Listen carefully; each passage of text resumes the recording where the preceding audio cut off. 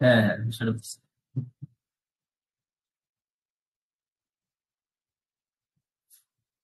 আসসালামু আলাইকুম। তাহলে সাইফুল ভাই, হাজার আপা, Tasnim, thank you so much. আমরা এ- এক, দুই, তিন, তিনটা তিনটা অধ্যায় কিন্তু আমরা অলরেডি পড়ছি, ট্রিপল স্টার প্রশ্নগুলো। আপনাদের যার যার কাছে আমার সাজেশনটা আছে, আপনারা নিশ্চয়ই দেখতে পাচ্ছেন যে তিনটা ক্যাটাগরিতে প্রশ্নগুলো আছে: triple star, double star, one star. ঠিক আছে, ট্রিপল স্টার গুলো আপনাদের জন্য খুবই ইম্পর্টেন্ট নবম ব্যাচের জন্য।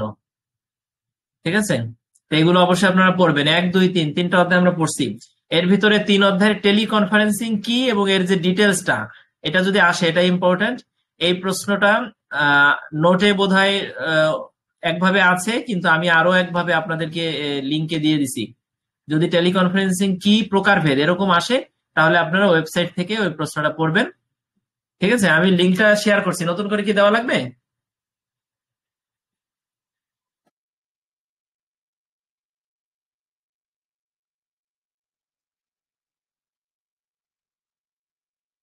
আচ্ছা, আমি আবার দিয়ে দিলাম।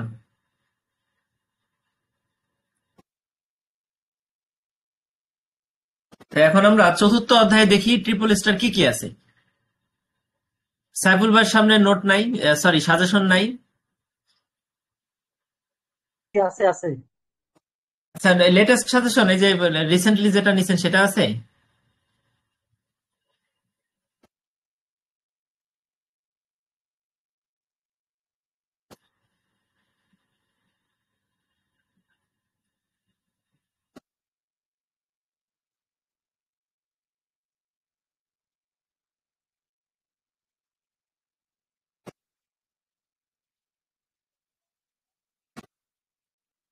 আচ্ছা, আমরা দেখি এখানে আমরা কোনগুলো পড়বো।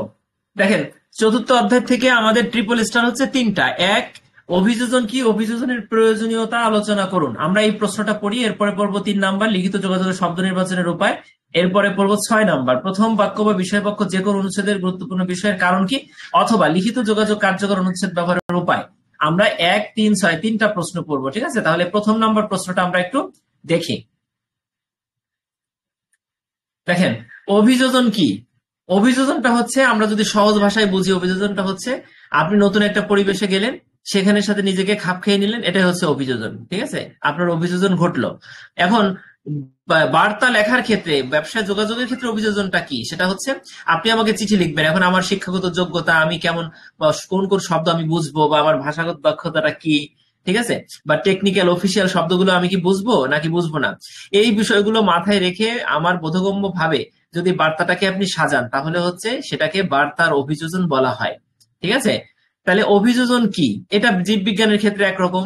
ঠিক আছে, আর আপনার ব্যবসা যোগাযোগের ক্ষেত্রে অন্যরকম। তা আমরা অভিযোজনটা কি আসলে, আমরা প্রাণী বিজ্ঞান বা জীববিজ্ঞানের ক্ষেত্রে অভিযোজন কেমন সেটা কিন্তু আমরা লিখবো না। আমরা লিখবো বার্তার ক্ষেত্রে বা চিঠিপত্রের ক্ষেত্রে, যোগাযোগের ক্ষেত্রে অভিযোজনটা কেমন সেটা লিখবো। এবার দেখেন, স্ক্রিনে দেখেন, যে কোনো লিখিত যোগাযোগ কার্যকর হবে কিনা তা নিশ্চিত করা যায় যদি লিখিত বার্তাটি প্রেরক বা পাঠকের অবস্থা অনুযায়ী অভিযোজন করা হয়। বুঝতে পারছেন? অভিযোজন হলো কোনো বার্তা নির্দিষ্ট প্রেরক বা পাঠক অনুযায়ী। যেমন আমি আপনাকে মেসেজ দিচ্ছি, এখন আপনি কেমন বাক্য বুঝতে পারবেন সেটা অনুযায়ী যদি আমি মানানসই করি আমার এই বার্তাটিকে, তাহলে অভিযোজন করা হলো। এটা খুবই স্বাভাবিক যে প্রতিটি পাঠক এক ধরনের হবে না, তাদের বোঝার দক্ষতা, ভাষার প্রতি জ্ঞান ভিন্ন ভিন্ন হবে। এ কারণে যে কোনো যোগাযোগ শুরু করার পূর্বে যার জন্য বার্তা বা সংবাদ তৈরি করা হচ্ছে তাকে জানতে হয়। বুঝতে পারছেন বিষয়টা?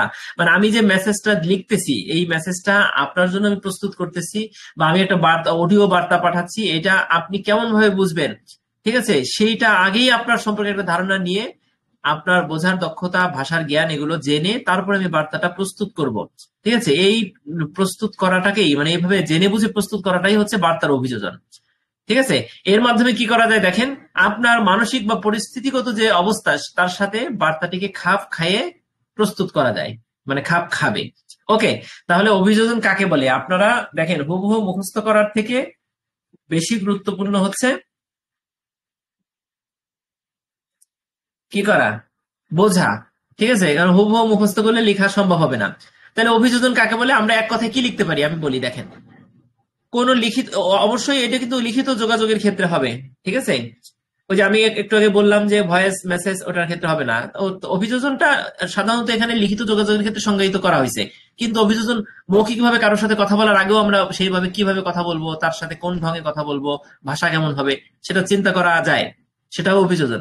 আমরা লিখবো সংজ্ঞাটা, লিখিত যোগাযোগ ব্যবস্থায় যার জন্য বার্তাটি প্রস্তুত করা হচ্ছে, ঠিক আছে, তার বোঝার দক্ষতা, ভাষাগত জ্ঞান, মানসিক অবস্থা, এইগুলো বুঝে যদি বার্তাটি উপযুক্ত করা হয়, তাহলে তাকে অভিযোজন বলা হয়।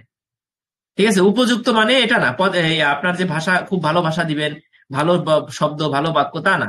উপযুক্ত বলতে এটাও হতে পারে যে আপনি একেবারে গেয় খ্যাত ভাষা ইউজ করতেছেন, কারণ সে ভালো ভাষায় বুঝলে তার কাছে বোধগম্য হবে না বিষয়গুলো। ঠিক আছে? এটাই হচ্ছে অভিযোজন। ওকে, তাহলে আমরা এবার পড়ি অভিযোজন করার পদ্ধতিগুলো কি কি। দেখেন পরীক্ষায় কিভাবে আসবে, অভিযোজন কাকে বলে, অভিযোজন করার পদ্ধতি আসবে, আর একটা আসবে অভিযোজনের প্রয়োজনীয়তা। এখন এই প্রশ্নটা কি বড় আকারে আসবে আপনাদের? না, অভিযোজনটা আপনাদের জন্য খুব ইম্পর্টেন্ট। এটা আসতে পারে অভিযোজন কি, পদ্ধতি শুনুন লিখুন, এভাবে আসতে পারে, আবার আসতে পারে অভিযোজন কি, প্রয়োজনীয়তা। দুটো জিনিসই শিখতে হবে, ঠিক আছে? তাহলে আমরা অভিযোজনের পদ্ধতিগুলো পড়ি, এরপরে প্রয়োজনীয়তা গুলো দেখবো। দেখেন পদ্ধতি কয়টা। অভিযোজনটা আপনি কিভাবে করবেন? দেখেন, পাঠক সম্পর্কে ধারণা নেওয়া, বার্তা প্রস্তুত করার পূর্বে পাঠকের শিক্ষাগত যোগ্যতা, বিষয়বস্তু সম্পর্কে জ্ঞান, চিন্তা ভাবনা সম্পর্কে ধারণা নেওয়া প্রয়োজন। পাঠকের বোঝার ক্ষমতা অনুযায়ী বার্তা অভিযোজন করা যায়। আপনাকে কিন্তু হিন্টস গুলো মুখস্থ করতে হবে আগে। পাঠক সম্পর্কে ধারণা নিবেন, পাঠক কেমন, হ্যাঁ, সেই সম্পর্কে আমার ধারণা নিতে হবে। গেল 2 নম্বরে কি বলছে? পাঠকের প্রতিক্রিয়া অনুমান করা। দেখেন আপনাকে কিন্তু পয়েন্টস গুলো আমি এখনই মুখস্থ করাই দিব, মনোযোগ দিয়ে। পাঠকের প্রতিক্রিয়াটা কেমন হতে পারে? আপনার মেসেজ পাওয়ার সাথে সাথে কিছু পাঠক আছে না, মেসেজ পাওয়ার সাথে সাথে বা একটা কথা বললেই সে চেতে যায়, খেপে যায়, হ্যাঁ, বা একটা নেগেটিভ প্রতিক্রিয়া দেয়। যদি পাঠক এমন হয়ে থাকে, তাহলে আপনাকে আগের থেকেই বুঝে শুনে কথাটা বলতে হবে, যাতে উনি রাগান্বিত না হন। ঠিক আছে?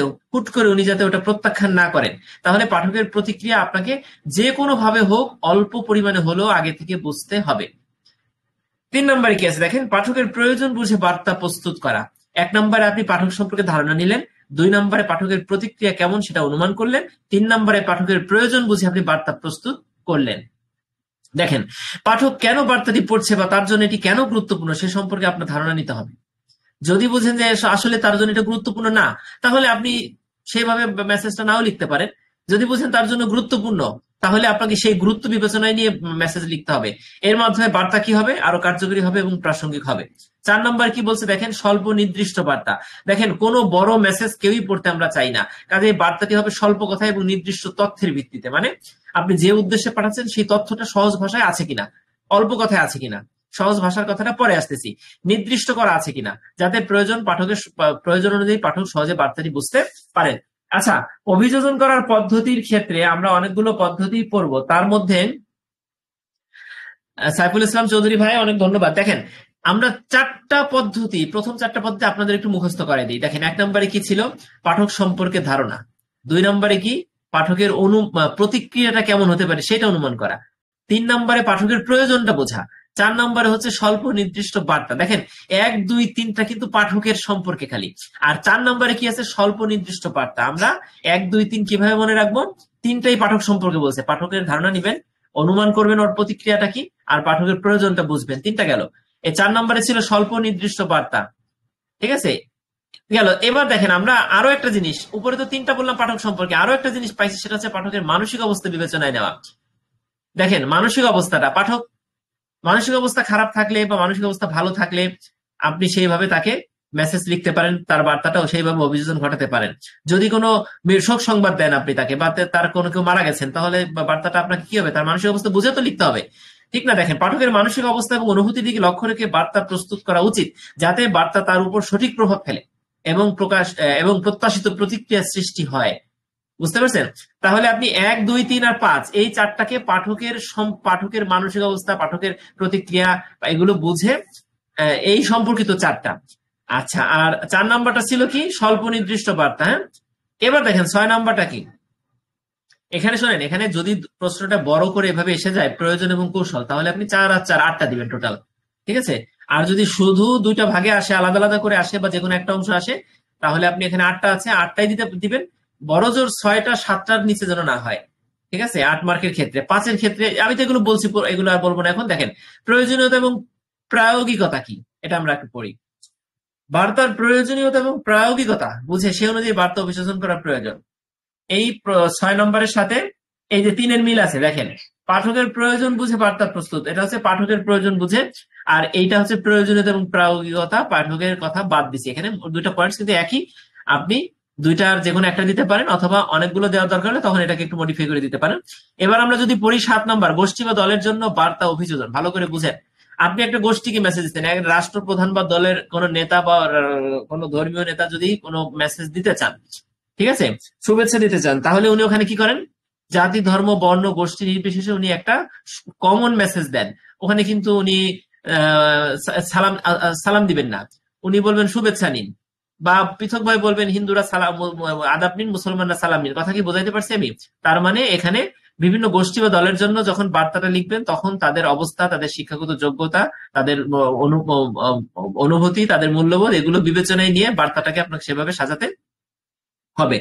আচ্ছা, এবার দেখেন সহজ ভাষায় বার্তা প্রস্তুত করা। আপনি কিন্তু 7 এবং 8 নম্বর অবশ্যই দিবেন সহজ ভাষায়। এই সহজ ভাষার সাথে মিল আছে 4 নম্বরে, দেখেন স্বল্প নির্দিষ্ট বার্তা আর হচ্ছে সহজ ভাষা। হ্যাঁ, কাছাকাছি। এখানে সহজ ভাষা বলতে আপনি সবার জন্য বোধগম্য হয় সেরকম ভাষা ব্যবহার করবেন, সহজে বুঝতে পারেন এরকম ভাষা ব্যবহার করবেন, ঠিক আছে। বা এখানে আরো লিখতে পারেন যে অফিসিয়াল বার্তার ক্ষেত্রে অফিসিয়াল ল্যাঙ্গুয়েজ ব্যবহার করতে পারেন, বিভিন্ন টার্ম ব্যবহার করতে পারেন, ঠিক আছে। আর পারিবারিক বা আত্মীয় স্বজনের কাছে লিখতে গেলে সেভাবে হবে। মোটামুটি তাহলে আপনারা 8টা পয়েন্টস বুঝতে পারলেন নাকি? এবার দেখেন অভিযোজনের প্রয়োজনীয়তা। প্রয়োজনীয়তার ক্ষেত্রে কি আছে, পাঠকের বোঝার সুবিধার্থে অভিযোজনটা আপনাকে করা দরকার। এখন কিন্তু প্রয়োজনীয়তা লিখবেন, কেন অভিযোজন করার প্রয়োজন, পাঠক যাতে ভালোভাবে বুঝে মেসেজটা দিচ্ছেন, যদি না বুঝে তার জন্য অভিযোজন ঘটাতে হবে। কার্যকর যোগাযোগ নিশ্চিত করা। দেখেন যদি অভিযোজন না করেন আপনি, তাহলে একটা মেসেজ লিখলেন, খুব কঠিন ভাবে লিখলেন, অথবা আপনি পাঠকের এই উপরের সব মানে বিষয়গুলো না বুঝে লিখলেন, তখন বার্তাটা কিন্তু কার্যকর হলো না, ঠিক আছে। বিভিন্ন বিভিন্ন শ্রেণী বা গোষ্ঠীর জন্য উপযোগিতা। দেখেন এখানে তো আমরা আগেই বললাম যে বিভিন্ন শ্রেণী এবং গোষ্ঠীর জন্য বার্তাকে উপযুক্ত করতে গেলে অবশ্যই তাদের পরিস্থিতি বুঝে অভিযোজন ঘটাতে হবে। অন্তর্নিহিত উদ্দেশ্য পূরণ। প্রত্যেকটা মেসেজের একটা অন্তর্নিহিত উদ্দেশ্য থাকে, থাকে না? অবশ্যই থাকে। সেই উদ্দেশ্যটা এই যে আমি পড়াচ্ছি আপনাদের, এইটার উদ্দেশ্য দুইটা। একটা হচ্ছে আপনাদের আমি ক্লাস নিচ্ছি, আপনারা দেখতেছেন পড়তেছেন, এর বাইরে যদি অন্তর্নিহিত একটা উদ্দেশ্য থেকে থাকে তাহলে সেটা হচ্ছে 4 নাম্বার, ঠিক আছে। এবার 5 নাম্বার দেখেন বিভিন্ন মিডিয়াতে উপযোগিতা। এখানে মিডিয়া বলতে লিখিত হতে পারে, মৌখিক হতে পারে, ডিজিটাল বিভিন্ন মাধ্যমে হতে পারে, ঠিক আছে, ভার্চুয়ালি কমিউনিকেশন হতে পারে। সেই ক্ষেত্রে কি হয়, এক একটা মিডিয়ার ক্ষেত্রে লিখিতর ক্ষেত্রে একরকম হবে, মৌখিক ভাবে বলতে গেলে একরকম হবে, আবার যদি ভার্চুয়ালি হয় তাহলে সেটা একরকম হবে। তার মানে আপনি যে বার্তাটাকে লিখিত ভাবে দিবেন, সেইটাকে মৌখিকভাবে বলতে গেলে কিন্তু আপনি ওই যে ওই শব্দগুলো লিখিত বা চিঠিতে আমরা যে শব্দগুলো ব্যবহার করি, যে আনুষ্ঠানিক যে বাক্যগুলো আছে, সেগুলো কিন্তু আমরা মুখের ক্ষেত্রে বলি না, ইসের ক্ষেত্রে মৌখিক যোগাযোগের ক্ষেত্রে, ঠিক আছে। আমরা কিন্তু সালাম দিয়ে বলা শুরু করি, ভাই কেমন আছেন, এই সেই, এগুলো দিয়ে বলা শুরু করি। আর লিখিতর ক্ষেত্রে কি বলি, বেশ কিছু আনুষ্ঠানিক নিয়ম কানুন প্রয়োগ করি, বাক্য ব্যবহার করি। তার মানে বিভিন্ন মিডিয়াতে বিভিন্ন রকম হবে, এইটা একটা গুরুত্ব অভিযোজনের, ঠিক আছে। এরপর দেখেন প্রতিক্রিয়া এবং সম্পর্ক উন্নয়ন। অভিযোজনের ক্ষেত্রে আপনি অবশ্যই আপনার সাথে সম্পর্ক উন্নয়ন করতে যদি আপনি চান, তাহলে আপনার ভাষাগুলো আন্তরিকতাপূর্ণ হতে হবে, রোবটের মতো হবে না, ঠিক আছে। তাই এখানে প্রতিক্রিয়া এবং আবার যদি প্রতিক্রিয়া পেতে চান, ফিডব্যাক পেতে চান, তাহলে আপনাকে কোন ভাবে মেসেজটা লিখলে উনি ফিডব্যাক দিবেন, সেটা অনুযায়ী তো অভিযোজন ঘটাতে হবে বার্তাকে, ঠিক না? এরপর দেখেন কার্যকরী সিদ্ধান্ত গ্রহণ। আপনি বার্তা এখানে কি বলছে দেখি, অভিযোজনের মাধ্যমে সঠিক তথ্য সহজভাবে উপস্থাপন করা হয় যা সিদ্ধান্ত গ্রহণ প্রক্রিয়াকে ত্বরান্বিত করে। দেখেন আপনি যে একটা মেসেজ দিচ্ছেন, হ্যাঁ, বা তার কাছ থেকে ফিডব্যাক পান, এটার জন্য তো আপনাকে কৌশলী হতে হবে। বার্তাটাকে যাতে সিদ্ধান্তটা মানে মেসেজ লেখার উদ্দেশ্যটা বাস্তবায়ন হয়, সিদ্ধান্ত যাতে তিনি নিতে পারেন, আপনিও নিতে পারেন, তার জন্য অভিযোজন না ঘটালে কিন্তু কার্যকর হবে না বার্তাটা।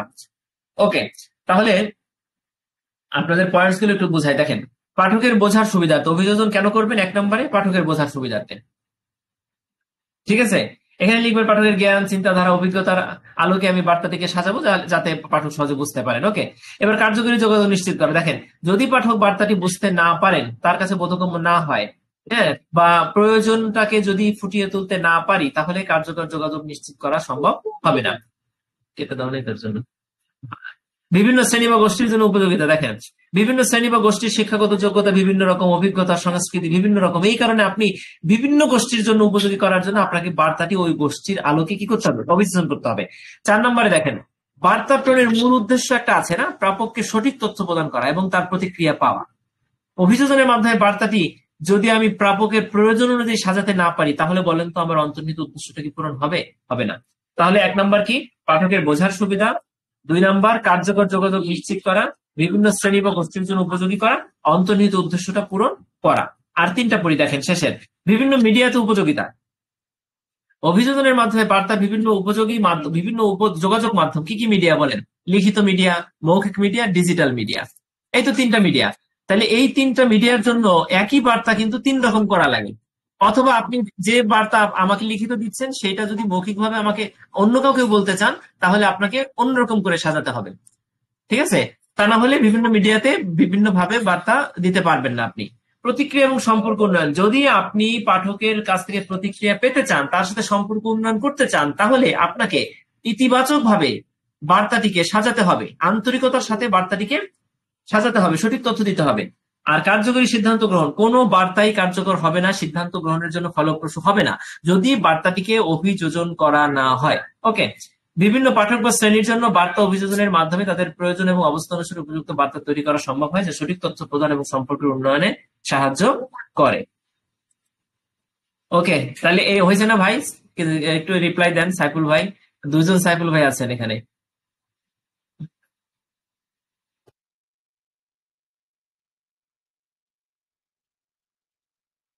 দেখেন 1 নাম্বার, তাহলে আমরা এই প্রশ্নটাই কিন্তু এত সময় পড়লাম। ঠিক আছে, এবার দেখেন আরো আছে 3 এবং 6। আমরা 3 নাম্বার প্রশ্নটা দেখি পড়তে পারি কিনা, লিখিত যোগাযোগের শব্দ নির্বাচনের উপায় কি?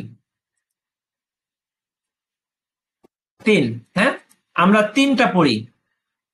3 পড়ার পরে আমাদের এই 2টা প্রশ্ন কিন্তু দেখেন 1 এবং 3 আপনারা নোট করে রাখতে পারেন, 1 এবং 3 ভেরি ভেরি ইম্পর্টেন্ট। ঠিক আছে, এই 2টা প্রশ্ন না পড়ে পরীক্ষার হলে আপনারা যাবেন না। 1, 3, তারপরে ডাবল স্টার গুলো পড়বেন, আরো ভালো করতে চাইলে অন স্টার পড়বেন। ঠিক আছে, মোটামুটি এই 6টা পড়লেই হবে অধ্যায় থেকে। ঠিক আছে, আপনি অন স্টার গুলো বাদ দিতে পারেন, একবার চোখ বলে যেতে পারেন অন স্টার গুলো। ঠিক আছে, আচ্ছা তাহলে আমরা 3 নাম্বার প্রশ্নটা পড়ি।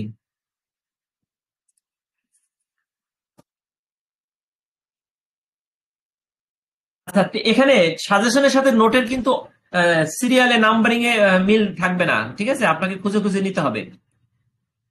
নোট এবং সাজেশন যেহেতু পৃথক 2টা বই, কারণ সবাই তো নোট ফলো করবে না, আবার সবাই সাজেশন বই ফলো করবে না। ঠিক আছে, তাহলে আমরা একটু দেখি কোথায় আছে এইটা। লিখিত যোগাযোগের শব্দ নির্বাচনের উপায়, লিখিত যোগাযোগের শব্দ নির্বাচনের উপায়, হ্যাঁ 2 নাম্বার আছে দেখেন, নোটের 2 নাম্বার। আমরা এই প্রশ্নটা পড়ি। দেখেন লিখিত যোগাযোগের শব্দ নির্বাচনের উপায় কি কি।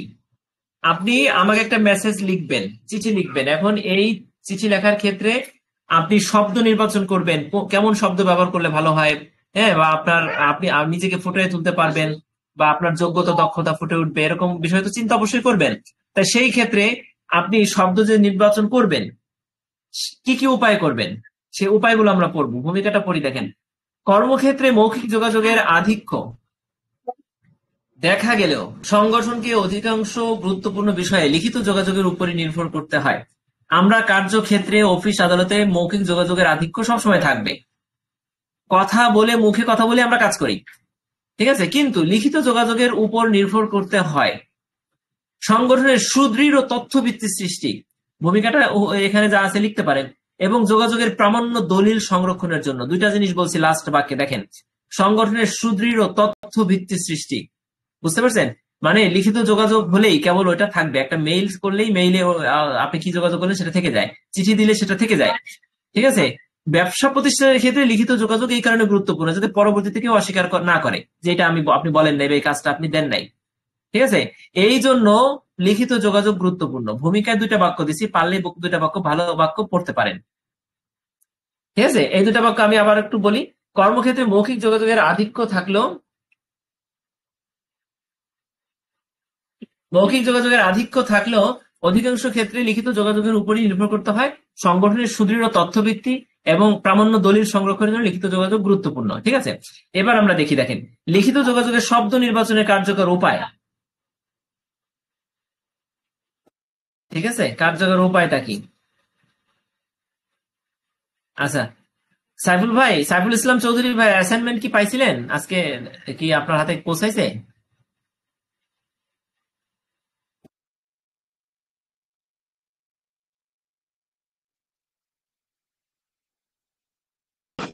না, পৌঁছায় নাই ভাই।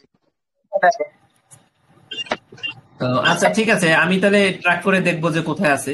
পৌঁছানোর পৌঁছানোর তো কথা বোধ হয়। আচ্ছা, আমি দেখবো, দেখে আপনাকে জানাবো ক্লাস শেষে। ঠিক আছে, আচ্ছা, ওকে, দেখেন এবার। এবার আমরা লিখিত যোগাযোগের শব্দ নির্বাচনকে কার্যকর করার উপায় নিচে আলোচনা করবো। আমরা দেখেন 1 নাম্বার কি আছে, ছোট ও পরিচিত শব্দের ব্যবহার। যার কাছে চিঠি লেখেন না কেন, ছোট এবং পরিচিত শব্দগুলোই ব্যবহার করবেন। 2 নম্বরে কি আছে দেখেন, সাবধানতার সাথে কারিগরি শব্দের ব্যবহার। কারিগরি শব্দ মানে আমি তো বুঝলাম টেকনিক্যাল শব্দ বা বিভিন্ন ধরনের টার্ম, যেগুলো সাধারণত মৌখিকভাবে আমরা আমরা ইউজ করি না। ঠিক আছে, সেই ধরনের শব্দ যদি আপনি ব্যবহার করতে চান, তাহলে আপনাকে সাবধানতা অবলম্বন করতে হবে যে আসলেই পাঠক বুঝতে পারবে কিনা এই শব্দটা। ঠিক আছে, আচ্ছা, তারপরে দেখেন 3 নম্বরে প্রত্যক্ষ উক্তির ব্যবহার। প্রত্যক্ষ উক্তি পরোক্ষ উক্তির চেয়ে বেশি স্পষ্ট হয়, সংক্ষিপ্ত হয়। প্রত্যক্ষ পরোক্ষ তো আমরা বুঝলাম। যে সরাসরি আপনি লিখেন যে আমিন ভাই আমাকে বলেছিলেন যে আমি যেন কালকে ঢাকা যাই, এভাবে লিখেন। আর পরোক্ষ উক্তিটা কি, আল আমিন ভাই বলেছিলেন ইনভার্টেড কমা দিয়ে পরে আমি কি বলেছিলাম সেটা। তো এভাবে আপনি প্রত্যক্ষ উক্তি ব্যবহার করবেন, সহজে যাতে বুঝতে পারে। যোগাযোগের বার্তা প্রণয়নের ক্ষেত্রে প্রত্যক্ষ উক্তির ব্যবহার বেশি গুরুত্বপূর্ণ, তবে পরোক্ষ উক্তিও ব্যবহার করতে পারেন। ঠিক আছে, সেটাও আপনি লিখে দিতে পারেন ছোট্ট করে, যে পরোক্ষ উক্তিও ব্যবহার করা যেতে পারে। এবার দেখেন উদাহরণ এবং চিত্রের ব্যবহার। এখন বলতে পারেন যে চিঠিতে কি চিত্র থাকে? না, ব্যবসা যোগাযোগের ক্ষেত্রে সেই চিঠিটা তো আপনার পারিবারিক চিঠির মতন না। কাজে সেখানে বিভিন্ন ইনফোগ্রাফ থাকতে পারে, বিভিন্ন ধরনের এক্সাম্পল থাকতে পারে। ঠিক আছে, লিখিত যোগাযোগের উদাহরণ এবং চিত্র ব্যবহার করার মাধ্যমে বার্তাকে আরো স্পষ্ট এবং বোধগম্য করা যায়। একাধিক উদাহরণ বা চিত্রের মাধ্যমে ধারণা স্পষ্ট হয়। এখন এই বার্তাটা মানে শুধু চিঠি চিঠি না, আমরা চিঠি বলতে যা বুঝি সেটা না। এখানে প্রতিবেদন হতে পারে, ঠিক আছে, বা বিভিন্ন ধরনের আহ আরো অনেক বিষয় থাকতে পারে। ঠিক আছে, এই ব্যবসা যোগাযোগের ক্ষেত্রে আমরা যে চিঠিগুলো পড়বো, অনুসন্ধান পত্র হইতে পারে, তারপরে ফরমায়েশ পত্র হইতে পারে, এগুলো, হ্যাঁ, সেই সব ক্ষেত্রে কিন্তু চিত্র, উদাহরণ এগুলো থাকবে। আচ্ছা, এবার প্রথম চারটা আমরা আবার একটু পড়ি। দেখেন, ছোট ও পরিচিত শব্দের ব্যবহার। লিখিত যোগাযোগের বার্তা সঠিকভাবে প্রস্তুত করার জন্য আমরা ছোট ও পরিচিত শব্দ ব্যবহার করব, যাতে পাঠকের কাছে সেটা জটিল না হয়, অপরিচিত মনে না হয়। ঠিক আছে, 2 নম্বরটা কি লিখবেন দেখেন, লিখিত যোগাযোগে কারিগরি এবং বিষয়গত শব্দের ব্যবহার কম রাখা উচিত, যাতে পাঠকের সব ধরনের পাঠকের জন্য সেটা বোধগম্য হয়। ঠিক আছে, ক্লিয়ার? এবার 3 নম্বরে কি আছে দেখেন, প্রত্যক্ষ উক্তির ব্যবহার। আমরা পরোক্ষ উক্তি ব্যবহার সাধারণত করব না, কারণ পরোক্ষ উক্তি হচ্ছে অনেক সময় অস্পষ্ট হয়, অনেক সময় সংক্ষিপ্ত ভাবে লেখা যায় না। ঠিক আছে, তবে পরোক্ষ উক্তি চাইলে ব্যবহার করতে পারি। 4 নম্বরে আছে, লিখিত যোগাযোগের উদাহরণ এবং চিত্রের ব্যবহারের মাধ্যমে বার্তাকে আমরা কি করবো, আরো স্পষ্ট করবো, বোধগম্য করব। ওকে, 4টা। এরপরে দেখেন 5, 6, 7, 8 আর 4টা আছে। দেখেন আর 4টা কি, চিন্তার যৌক্তিক প্রকাশ। লিখিত যোগাযোগে একটা ভালো ভালো একটা জিনিস মনে করুন আপনি, যে আপনি যে মৌখিক যোগাযোগ করতেছেন বা একটা মেসেজ আমাকে দিচ্ছেন বা আমার সাথে কথা বলতেছেন, সেই ক্ষেত্রে আপনার কি মনে হয় না কথা শেষে যে এই কথাটা আসলে আমি বলি নাই, মিস হয়ে গেছে, তারপরে আবার ফোন দেন কথাটা শেষ না হওয়ার কারণে? কিন্তু লিখিত যোগাযোগের ক্ষেত্রে কিন্তু আপনার ওরকম হবে না। লিখছেন আবার সম্পূরক লেখা পাঠাবেন তা না, আপনাকে বারবার কারেকশন করে লেখাটাকে সম্পূর্ণ করতে হবে। আপনি যা যা বলতে চান তার সবকিছুই লেখার মধ্যে চলে আসবে, এখানে পরবর্তীতে মনে হবে না যে কিছু একটা বাদ গেছে। ঠিক আছে, তার মানে চিন্তার যৌক্তিক প্রকাশ লিখিত যোগাযোগের বেলায় কেবল হয়। এবং লিখিত যোগাযোগটাকে আপনি শব্দ যখন নির্বাচন করবেন, দেখেন প্রশ্নটা কি ছিল আমাদের, লিখিত যোগাযোগের শব্দ নির্বাচনের উপায়। তাহলে আপনি এখানে লিখবেন, চিন্তার যৌক্তিক প্রকাশের জন্য আমাকে যে সকল শব্দ ব্যবহার করা প্রয়োজন তার সবগুলো করতে হবে। ঠিক আছে, প্রশ্নের দিকে খেয়াল রাখবেন। আচ্ছা, এবার দেখেন অপ্রয়োজনীয় শব্দ পরিহার। অনেক শব্দ আছে না যেটা দরকার ছিল না, তারপরে সেটা দিলেন। যেমন এখানে একটা এক্সাম্পল, যেমন আপনি কিভাবে ছুটি উপভোগ করলেন, এতে বার্তা সংক্ষিপ্ত এবং কার্যকর হয়। দেখেন, অপ্রয়োজনীয় এবং পুনরাবৃত্তি শব্দ ব্যবহার পরিহার করা উচিত, এতে বার্তা সংক্ষিপ্ত এবং কার্যকর হয়। যেমন আপনি কিভাবে ছুটি উপভোগ করলেন, কিভাবে ছুটি উপভোগ করলেন, এই যে একটা প্রশ্ন, এই প্রশ্নটা দিলে কি বার্তাটা যাকে দিচ্ছেন সে যে রিপ্লাইটা দিবে, মানে মেসেজটাকে আরো বড় করে ফেললেন না? ঠিক আছে, বুঝতে পারছেন কথাটা? এখানে এক্সাম্পলটা যদি অস্পষ্ট হয় তাহলে আপনি বাদ দিতে পারেন, অপ্রয়োজনীয় শব্দ ব্যবহার করা যাবে না, এক্সাম্পলটা অস্পষ্ট হলে বাদ দিবেন। এরপর দেখেন বৈষম্যমূলক শব্দ পরিহার। যেমন আপনি জাতি, ধর্ম, বর্ণ, লিঙ্গ প্রেক্ষাপটে বা নির্বিশেষে, না নির্বিশেষে আপনি যদি এমন শব্দ ব্যবহার করেন যেটা বৈষম্যমূলক হয়, পাঠক বা শ্রোতার প্রতি যদি সম্মান না থাকে, ঠিক আছে, তাহলে এইসব শব্দ ব্যবহার করা যাবে না। অবশ্যই শব্দগুলো বৈষম্যমূলক হবে না, কোনো প্রকার পক্ষপাতিত্ব সৃষ্টি করবে না, কারো অনুভূতিতে আঘাত দিবে না, ঠিক আছে, এবং পাঠক এবং শ্রোতার প্রতি সম্মান থাকবে। 7 নম্বরটা দিবেন। এরপরে দেখেন প্রয়োজনে পরিভাষার ব্যবহার। পরিভাষার ব্যবহার করা যেতে পারে, পরিভাষা ব্যবহারে শব্দের সার্বজনীনতা নিশ্চিত করতে হবে। মূল ভাষার প্রতিশব্দ ব্যবহার বার্তাকে জটিল না করে। আপনাকে খেয়াল রাখতে হবে যে মূল ভাষার যে প্রতিশব্দ, ঠিক আছে, পরিভাষা যে ব্যবহার করলেন সেটা বার্তাকে জটিল করে না তোলে, ঠিক আছে। এই জন্য আপনি সবসময় মূল ভাষাটা ব্যবহার করবেন। প্রয়োজনে পরিভাষা, এখানে কিন্তু বাক্যে 8 নম্বরে বলা আছে প্রয়োজনে পরিভাষার ব্যবহার, ঠিক আছে। আমি আবার প্রশ্নটার দিকে দেখাই আপনাদের। লিখিত যোগাযোগের শব্দ নির্বাচনের উপায়, আপনি শব্দ নির্বাচনের ক্ষেত্রে যখন প্রয়োজন হবে তখন পরিভাষা ব্যবহার করবেন। তাহলে আমি 8টা পয়েন্টস আপনাদের একটা আবার মনে করাই দিই। দেখেন, ছোট ও পরিচিত শব্দ ব্যবহার করবেন, এটা 1 নাম্বার কমন। আচ্ছা, 2 নম্বর হচ্ছে কারিগরি শব্দ ব্যবহার করবেন তবে সাবধানতার সাথে। আর আবার এক দেখেন এখানে 8 নম্বরে কি আছে, পরিভাষা ব্যবহার করবেন কিন্তু সাবধানতার সাথে, সরি প্রয়োজনে। তাহলে কি বোঝা গেল ভাই? 2 নম্বরে আছে কারিগরি শব্দ ব্যবহার করবেন কিন্তু সাবধানতার সাথে, পরিভাষা ব্যবহার করবেন কিন্তু প্রয়োজনে। আর একটা জিনিস আছে, অপ্রয়োজনীয় শব্দ ব্যবহার করবেন না, বৈষম্যমূলক শব্দের পরিহার করবেন। তাহলে 4টা জিনিস কিন্তু আমি ভাগ ভাগ করে দিলাম আপনার মনে রাখার সুবিধার্থে। 8 এবং, নোটে দাগ দিয়ে রাখেন, 8 এবং 2 এক জিনিস, আর 6 এবং 7 মানে এক জিনিস না, কাছাকাছি, আপনার মনে রাখার সুবিধার্থে কাছাকাছি। এভাবে মনে রাখলে অনেক পয়েন্টস মনে থাকবে। 6 এবং 7। আচ্ছা, এরপরে থাকলো কি 3, 4, 5 আর 1। একে কি আছে, ছোট পরিচিত শব্দ। আচ্ছা, 3, 4, 5 কি আছে দেখেন, প্রত্যক্ষ উক্তি ব্যবহার করবেন, উদাহরণ এবং চিত্রে ব্যবহার করবেন, আর চিন্তার সমস্ত প্রকাশ আপনার লেখায় থাকবে।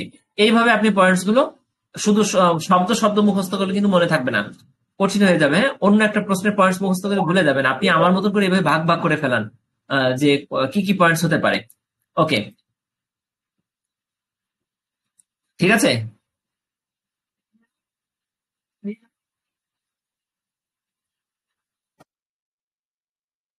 আচ্ছা, তাহলে আমাদের 2টা প্রশ্ন হলো আজকে, তাই না? তাহলে রেখে দিতে পারি, কেউ একজন অন্তত বলেন, সবাই হয়তো ব্যস্ত থাকতে পারেন, অফিসে থাকতে পারেন, অন্তত একজন বলেন যে আমরা 2টা প্রশ্ন পড়লাম, এই 2টা প্রশ্ন আপনার।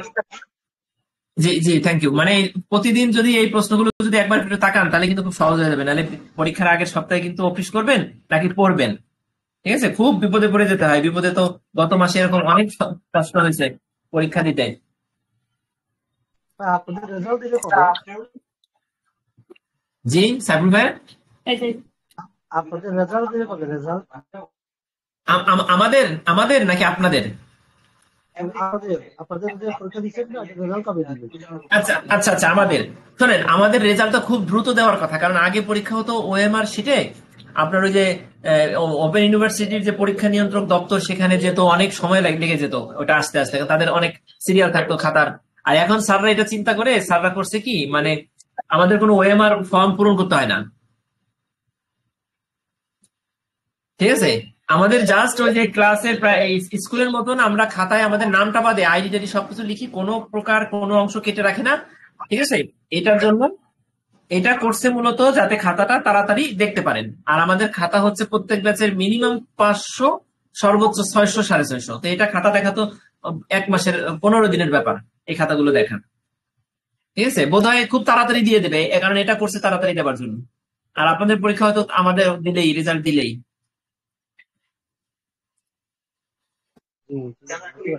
ঠিক আছে ভাই।